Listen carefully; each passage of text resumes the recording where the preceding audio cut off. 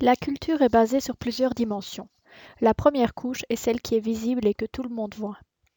Les différences sont évidentes et faciles à comprendre. Les deuxième et troisième sont plus complexes.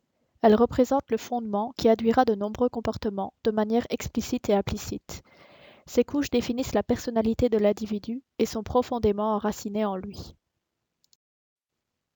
Toutes ces couches ne sont que le résultat d'une programmation mentale lente et profonde exercée par la famille, les amis et l'ensemble de la société. Ce n'est qu'en ayant pleinement conscience de cela que l'individu acquiert sa liberté de penser et s'ouvre à d'autres cultures. En effet, il y a toujours plusieurs vérités, et accepter que l'autre est simplement une autre programmation culturelle permet de vivre en harmonie. Pour comprendre les différences culturelles, il faut être capable de retirer les lunettes déformantes de sa propre culture. C'est la seule façon de ne pas mal juger ce que nous ne comprenons pas lorsque nous avons des relations avec une personne issue d'une culture différente. De plus, en acceptant et en comprenant les différentes perspectives offertes par les différences culturelles, nous nous enrichissons mutuellement et améliorons notre perception du monde. Cette approche de la communication interculturelle, basée sur le respect mutuel, est extrêmement importante si nous devons construire un monde meilleur, plus juste et plus sûr.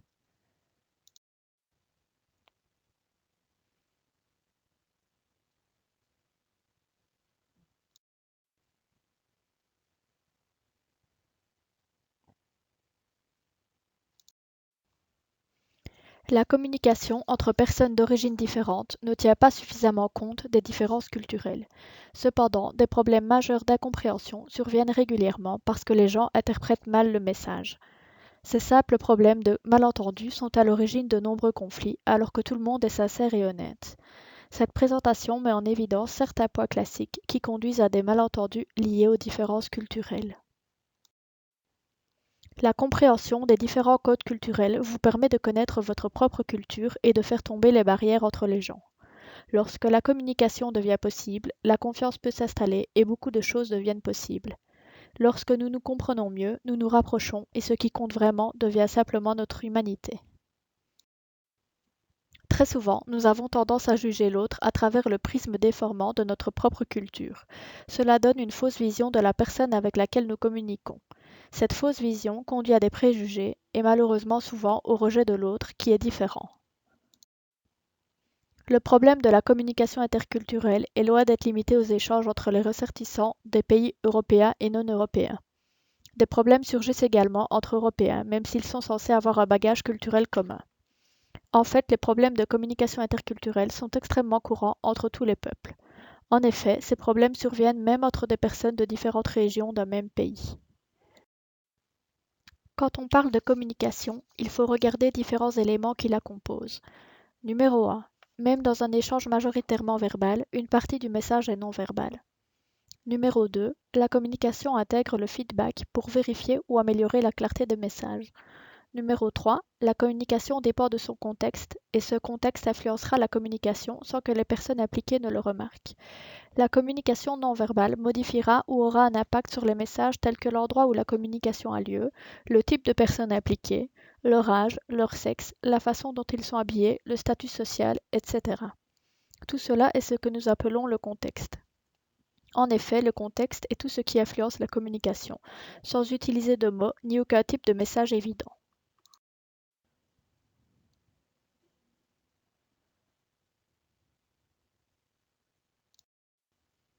Dans certaines cultures, la communication est basée sur un contexte faible et des messages explicites. Ces messages sont directs, ils vont droit au but. Cela implique une grande précision dans l'aspect verbal de la communication et le respect de l'emploi du temps. Dans d'autres cultures, les messages sont plus implicites. Les messages doivent être décodés grâce à l'observation du contexte, du langage corporel, des attitudes et des comportements. La communication implicite est indirecte, harmonieusement structurée et discrète. Les gens sont censés parler les uns après les autres de manière ordonnée. Il est plus important d'écouter que de parler. Les orateurs tournent autour du pot pour transmettre le message. Les conflits doivent être évités car ils deviennent rapidement personnels. La communication implicite est une forme de diplomatie que l'on retrouve à des degrés divers dans différentes cultures, y compris en Europe du Sud et de l'Est. Dans les négociations professionnelles, la communication peut être à la fois explicite et implicite. Il faut donc développer une bonne capacité d'observation en étant attentif à tout ce qui peut être implicite. Lorsqu'une personne de culture implicite rencontre un interlocuteur de culture explicite, la première pourrait à tort se sentir attaquée ou bouleversée. Il est donc fondamental d'être conscient de ces différences de communication.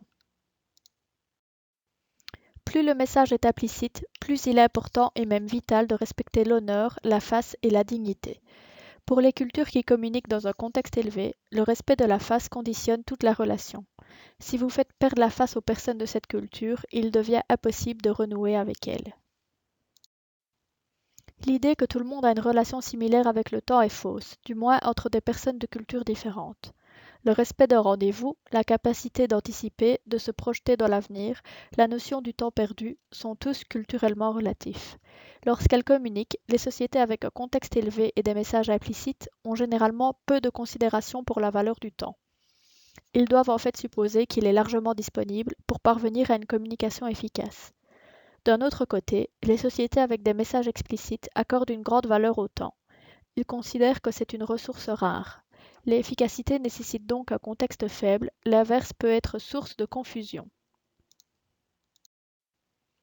Monochronisme. Une seule tâche sera effectuée dans un délai déterminé.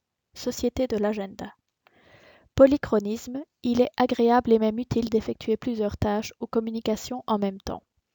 Une personne monochronique qui communique avec une personne polychronique sera souvent frustrée par ce qu'elle considère comme le manque d'attention ou d'intérêt de la part de l'interlocuteur. Émotionnel ou affectif. Les interlocuteurs révèlent leurs pensées et leurs sentiments. Ils s'expriment émotionnellement et dramatiquement. Leur attitude est chaleureuse et expressive. Neutre, les interlocuteurs ne révèlent pas ce qu'ils pensent ou ressentent et valorisent la maîtrise de soi. Le comportement pendant les négociations a tendance à être détaché. Le problème est que lorsqu'un interlocuteur de culture neutre communique avec un expressif, il peut se sentir attaqué à tort. L'utilisation des bras, des mains et des doigts pour communiquer diffère subtilement d'une culture à l'autre. Certains gestes de la main peuvent avoir une connotation amicale dans certains pays, mais au contraire signifier la pire insulte dans d'autres. Dans certains pays, les gens utilisent beaucoup de gestes de la main pour communiquer. C'est comme une langue parallèle que seuls les nationaux peuvent pleinement comprendre. Malheureusement, cela peut entraîner de nombreuses erreurs d'interprétation potentielles. La proxémie concerne la manière dont les gens utilisent l'espace. En fait, cette utilisation est déterminée par la culture. Par exemple, la distance que les gens gardent entre eux ou la conception des maisons et des villes. Chaque culture développe ses règles de proximité apprises inconsciemment depuis l'enfance. Les Arabes, comparés aux Anglais, se rapprochent les uns des autres, élevant souvent la voix et se touchant plus fréquemment. Lorsque des personnes ayant des règles de proxémie différentes se rencontrent, cette différence peut créer un grand inconfort et nuire à la communication. Ce problème peut créer une situation de choc culturel où chacun risque de mal coder sa relation avec l'autre. La fréquence du toucher dans la communication varie d'un endroit à l'autre dans le monde. La littérature fait la distinction entre les sociétés à contact élevé, parmi lesquelles les pays méditerranéens, arabes et juifs, et les sociétés à contact faible, qui incluent les Britanniques, les Allemands et de nombreuses cultures asiatiques. Lorsqu'un Grec parle avec un Britannique, il ne cesse de se rapprocher, de lui toucher l'épaule et même de lui tenir le bras, démontrant sa volonté de convaincre. L'interlocuteur anglais, mal à l'aise, fait tout son possible pour s'éloigner de cette violation de son espace personnel et rétablir une distance qui semble plus appropriée. Ce faisant, il prend le risque de paraître froid et distant. Le résultat est un va-et-vient continu qui rend la discussion douloureuse. L'universalisme est la conviction que les idées, les pratiques et les règles peuvent être appliquées partout sans modification. Les règles sont plus importantes que les relations. Les cultures universalistes croient en des règles formelles qui devraient s'appliquer à tout le monde sans aucune distinction. Les règles d'un groupe l'emportent sur les intérêts des individus. Le particularisme est la conviction que les circonstances dictent la manière dont les idées et les pratiques doivent être appliquées. Les circonstances individuelles peuvent être plus importantes que les règles du groupe. Les gens se concentrent sur les relations, élaborent les choses en fonction des parties prenantes. Il existe un haut niveau d'universalisme dans des pays comme les États-Unis, le Canada, le Royaume-Uni, l'Australie, l'Allemagne et la Suède. Les gens, dans les sociétés à grande distance par rapport au pouvoir, acceptent un ordre hiérarchique dans lequel chacun a sa place. Cela n'a pas besoin de justification supplémentaire. Dans les sociétés à faible distance par rapport au pouvoir, les gens s'efforcent d'égaliser la répartition du pouvoir. Ils demandent une justification des inégalités de pouvoir. Si nous ne pouvons pas appartenir à un groupe qui est défini très clairement, nous ne devrions pas essayer d'imiter leur comportement, ni de nous intégrer à tout prix au groupe. Il est possible de communiquer, tout en reconnaissant sa différence.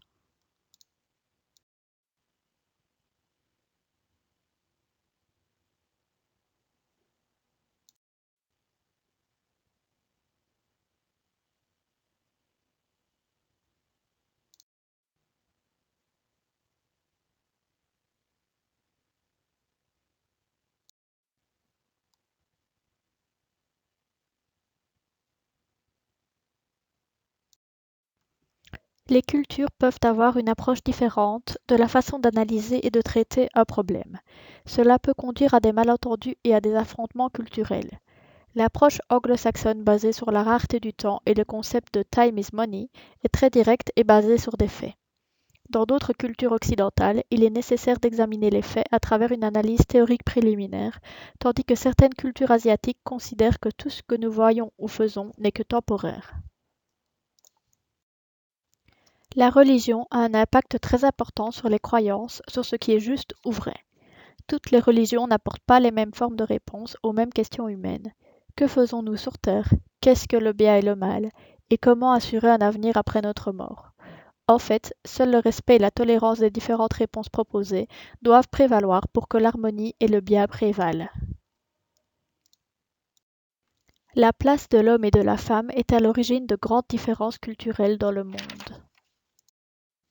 Bien qu'il existe encore de légères différences en Europe entre les pays, la tendance profonde vise une égalité totale entre les hommes et les femmes. C'est une valeur fondamentale à laquelle les Européens attachent une grande importance.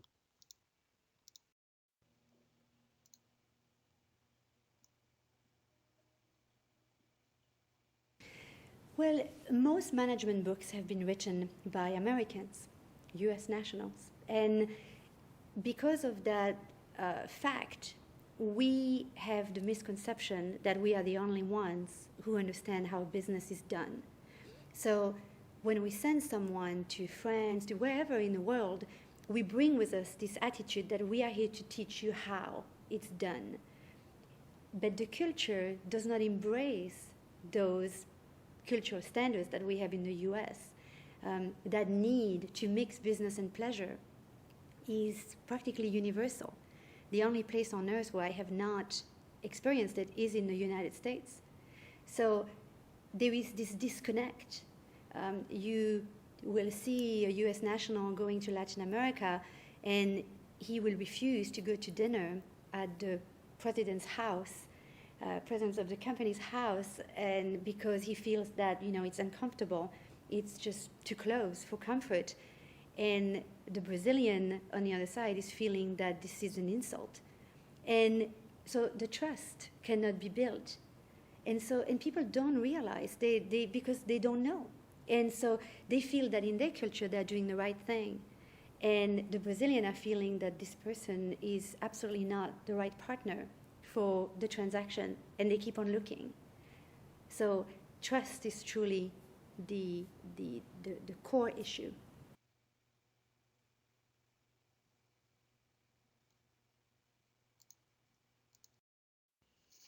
La confiance en une personne se construit différemment selon les cultures. Il existe deux manières principales de placer votre confiance. La première est une confiance basée sur la logique, sur des faits. Dans le monde des affaires, cela signifie qu'il sera fondamental de prouver par des faits et non par des sentiments que l'on mérite d'obtenir cette confiance. L'autre approche est plus instinctive et basée sur des sentiments humains. Les relations sont fondamentales et il faut apprendre à se connaître personnellement en passant du temps ensemble pour gagner cette confiance.